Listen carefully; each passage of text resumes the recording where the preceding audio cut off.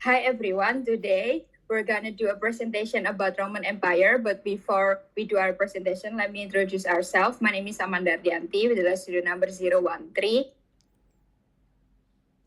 My name is Defena Inda Cantata with the student number 023. My name is Nabila Reva Falihah with the student number 123231026. My name is Nafi'ah Rahmah with the student number 027. Okay, now let's get to the presentation. We're gonna talk about the rise of an empire. Okay, so the rise of an empire, the shift from republic to empire not only transformed the Roman political world, but also affected its cultural and social life. And in this new order, intellectuals found ways to accommodate the autocratic rule of emperors, while Roman architects created massive buildings befitting an empire. And at the same time, gladiatorial games and slavery increased dramatically in the early empire, while upper class women acquired greater independence. Next. Okay, the next one is the first period is called the Silver Age of Latin literature. It happened in the century and a half after Augustus. The works of this time were still good, but they were not equal to the high standards of the Golden Age. And writers often favored clever style over real originality or deep meaning. And for example, here we have Seneca, Tacitus, and Juvenal.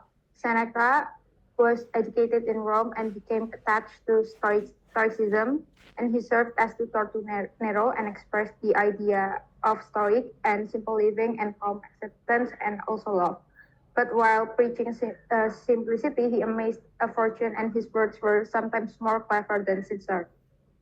And then for the next one, the greatest historian of the Silver Age, Tacitus.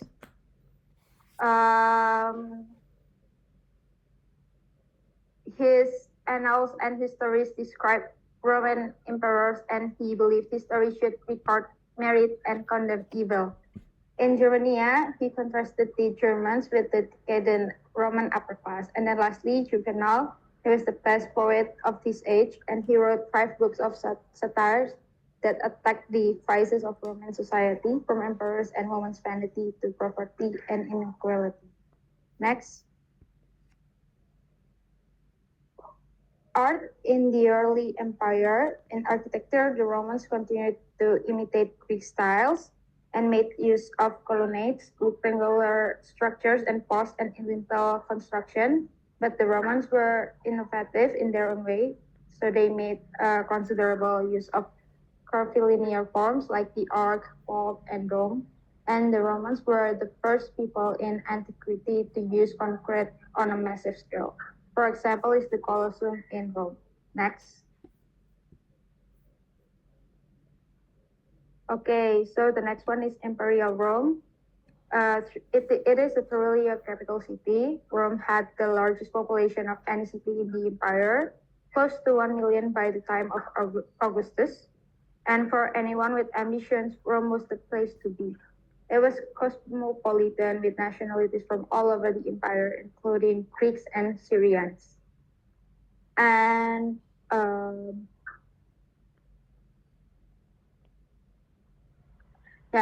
was an overcrowded and noisy city because of the congestion. Carts and wages were banned during the day, but at night, noisy traffic often made sleep difficult. And evening travel was dangerous, and although Augustus had organized a police force, lone travelers might be assaulted, robbed, or soaked filth from the upper story windows. And an enormous gulf existed between rich and the poor in the city of Rome. While the rich had comfortable villas, the poor lived in apartment blocks called insulae, which might be 6 stories high. And fortunately for these poor people, Rome boasted public buildings unequaled anywhere in the empire. And then the emperors provided food for the urban population, with about 200,000 people receiving free grain, but they also offered entertainment on a grand scale. More than 100 days a year were given over to festivals, and this included races at the Circus Maximus Theater, performances, and gladiatorial shows.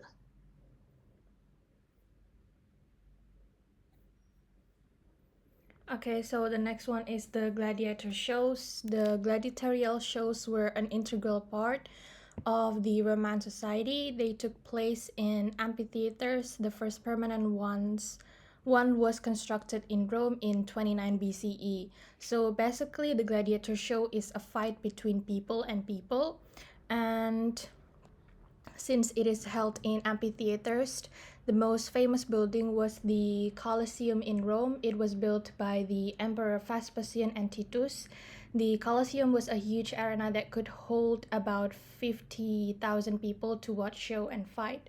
And since the amphitheater was the primary locations for the gladiatorial games, it is fair to say that public slaughter was an important part of the Roman culture. Or you could say that watching people die in the arena was a normal and popular in Roman society. The gladiatorial games were held from dawn to dusk, so the game will be going since morning until night, and the main event was a fighting to the death between a trained fighters, most called gladiators, and they are mostly were a slaves and a criminal who were trained in a special schools. Not only a fighting between gladiators, but the games also include a criminals. Even a women and children were thrown into an arena without weapons to be killed by a wild animal. Hunters killed animals from behind iron bars. Gladiators also fought against dangerous animals like bulls, tigers, and irons, even wild animals were made to fight each other, like a bear against buffalo. And at the opening of 80 CE of the games, about 5,000 animals were slaughtered in one day, causing some species to go extinct. The gladiatorial games served as a purpose beyond a mere entertainment like the other forms of public entertainment. The games fulfilled both a political and a social function, so the games were meant to keep the people entertained or distracted so they wouldn't cause any political problems. The disaster in southern Italy, one of the greatest was the eruptions of Mount Vesuvius in August 2479. It was bad because Mount Vesuvius is seen to be dead by the people, so many people live around the slopes. And its eruption threw up thousands of tons of lava and ash. Toxic fumes killed many people, and the nearby city of Pompeii was quickly buried under volcanic ash. And it is not only Pompeii that got destroyed, but also to the west, Herculaneum and other communities around the Bay of Naples were submerged beneath a mud flow. The art of medicine. So early medicine was essentially herbal because Roman had no professional physicians. They focused more on herbal. Usually the pater families or the head of the family made a simple medicines to treat wounds and sickness, and then later on will be passed down to the next generations. Greek influence was also felt into a medicine, or you could say that Romans learned about medicine from the Greek. At the end of the 3rd century BCE, scientific medicine entered the Roman world through professional practitioner from the Hellenistic world. So the Greek doctors brought scientific medicine to the Rome, and many doctors were Greek slaves who belonged to the household, large aristocrat families. Doctors became very popular there, but people still had many prejudices against them. So many doctors were actually a Greek slaves who worked in the house of the rich families. The first public doctors in Rome were attached to the Roman army, gladiatorial school, and their own resident doctors. So the first public doctors in Rome worked for the army, and then later medical care was also given to the government officials and their families in the province, and public hospitals were created. Gladiator schools even had their own doctors. Next will be explained by my friend. Okay, so next, slaves and their masters. The number of slaves had increased dramatically in the Roman Republic as the empire expanded through warfare. And then possessing a large number of slaves was a status symbol. A single household might include dozens of slaves, serving as hairdressers, footmen, messengers, accountants, secretaries, carpenters, plumbers, librarians, goldsmiths, and doctors, as well as ordinary domestic servants. And then the number of slaves probably peaked in the early empire because the defensive imperial policies pursued after August led to a decline in the supply of slaves from foreign conquest. And then it had been customary in Rome for good masters to free their slaves, especially well-educated ones or good workers, and becoming Roman citizens with the right to vote but not run for the office. Next. And then the upper class Roman family. The paterfamilias no longer had absolute authority over his children. He could no longer sell them into slavery or have them put to death. Moreover, the husband's absolute authority over his wife also disappeared. There is a process that had begun in the late republic and then in the early empire. The idea of male guardianship continued to weaken significantly, and by the late second century it had become mere formality. Next is upper class Roman women in the early empire had considerable freedom and independence. So the upper class Roman women, they had acquired the right to own, inherit, and dispose of property. Upper class women could attend races, the theater, and events in the amphitheater. Also, in the latter two places, they were forced to sit in separate family section. At the end of the first century and beginning of the Sion, there was a noticeable decline in the number of children among the upper classes, a trend that had already begun in the late Republic. Infanticide continued to be practiced, but upper class Romans also used contraception and abortion to limit their families. Women also faced great dangers in childbirth. They gave birth at home with the assistance of a midwife and a few female relatives. Fathers to be and other males were not present. Next.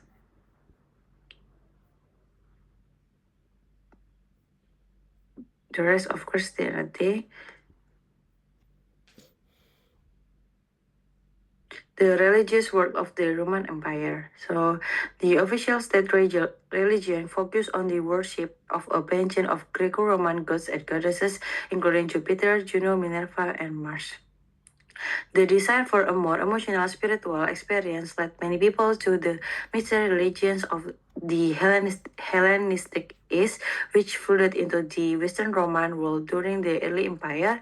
They promised their followers advantage and available through Roman religion, an entry into a higher world of reality, and the promise of a future life superior to the present one. So they also featured elaborate rituals with the deep emotional appeal by participating in their ceremonies and performing their rites. An adherent could achieve communion with spiritual beings and undergo purification that opened the door to life after death. And then for the example is the cult of Cybele or the Great Mother and the Egyptian Isis Mithraism. Isis had many followers, especially among the urban poor, who gained little from the prosperity of the early empire. The cult of Isis, an Egyptian mother goddess, had become especially widespread throughout the empire. By the first century, Isis, in her role as the loving mother of Horus, appealed especially to women. In addition into the cult of Isis came with a promise of immortality after death. Next.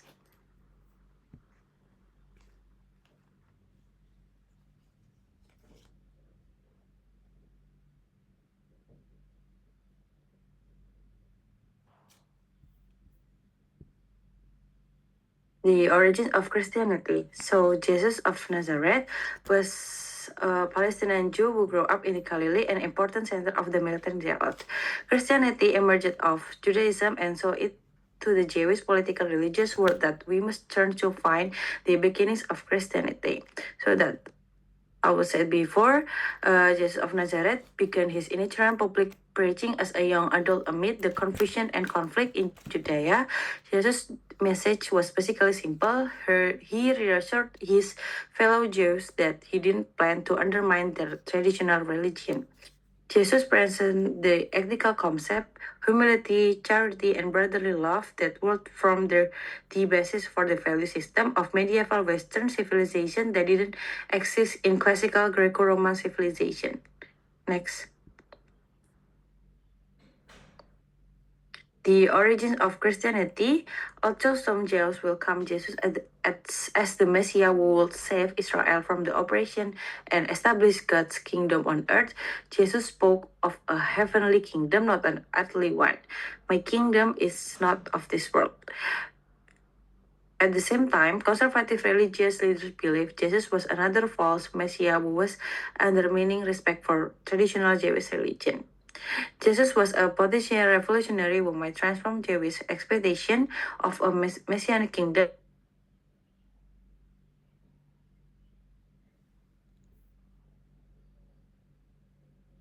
into a revolt against Rome. He Pilate ordered his crucifixion. The belief in Jesus' resurrection became an important tenet of Christian doctrine. Jesus was now held by his followers as the Anointed One, in Greek, the Messiah who would return and user in the kingdom of God. The next slide will be presented by my friend. Okay, next is the importance of Paul. Paul here is Paul of Tarsus. So Paul of Tarsus is an important figure in early Christianity. He was born in Tarsus, a city in Cilicia. So Paul of Tarsus reached out to non-Jews and transformed Christianity from a Jewish sect into a broader religious movement. And Paul was responsible for founding Christian communities throughout Asia Minor and along the shores of the Aegean, helping to spread faith.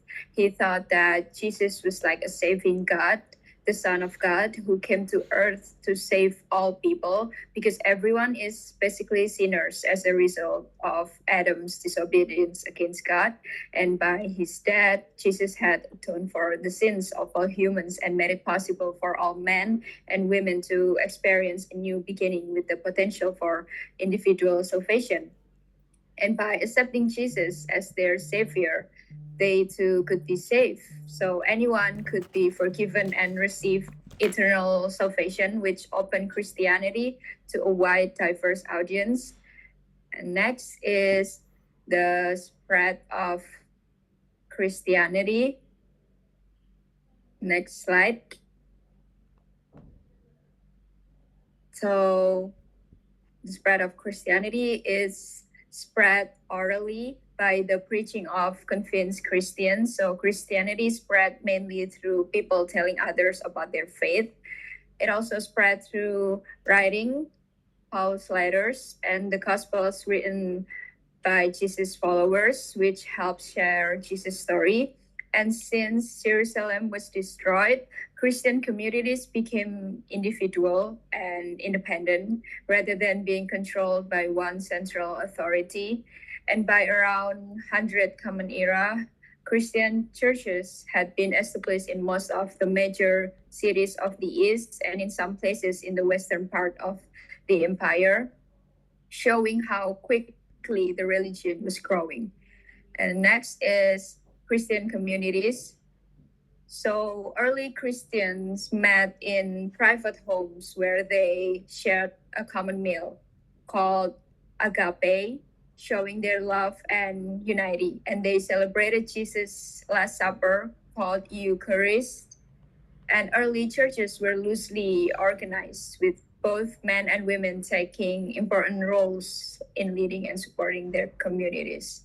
And each local church was managed by a group of elders known as presbyters who guide and make decisions for the community. And in the second century, bishops came to exercise authority over the presbyters, and bishops were considered as the successors to Jesus' original 12 disciples, and were all men. And the last one is the changing Roman view of Christianity. So at first, the Romans didn't pay much attention to the Christians because many Romans view Christian as harmful. But